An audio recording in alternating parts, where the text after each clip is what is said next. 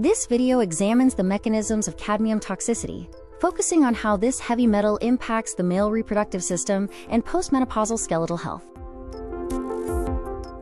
Cadmium enters the body through diet, industrial exposure, or inhalation.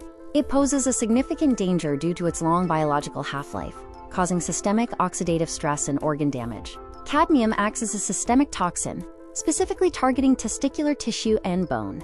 It disrupts vital functions, leading to reproductive issues and compromised skeletal integrity. In the testes, cadmium compromises the blood-testis barrier by breaking down tight junctions, leading to high levels of accumulation and halting spermatogenesis. Cadmium damages Sertoli cells, disrupting DNA and gene expression, while inhibiting Leydig cells by suppressing essential enzymes, leading to reduced testosterone production. Cadmium infiltration triggers an oxidative stress explosion and activates pro-inflammatory pathways, with high TNF-alpha levels driving further tissue damage. Ultimately, cadmium-induced oxidative stress leads to mitochondrial apoptosis. This programmed cell death is a critical factor in germ cell loss and male infertility. Post-menopause, reduced iron requirements lead to an uptake of cadmium through the same transporters, creating a dangerous cycle of accumulation and bone toxicity.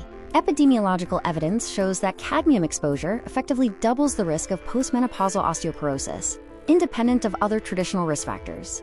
In bone, cadmium disrupts remodeling by suppressing bone-forming osteoblasts and overstimulating bone-resorbing osteoclasts, leading to fragile, porous bone structures. Kidney accumulation of cadmium disrupts mineral balance and vitamin D synthesis, forcing the body to draw calcium from the skeleton to maintain blood levels. Despite affecting different systems, cadmium shares a unified mechanism of toxicity: pathway disruption, oxidative stress, and triggered apoptosis. Therapeutic interventions target these pathways, including anti-TNF-alpha agents, mitochondria-targeted antioxidants, and natural chelating compounds to mitigate damage. Due to its long biological half-life, prevention is the most effective approach. This includes monitoring agricultural products, regulating industrial emissions, and protecting vulnerable populations.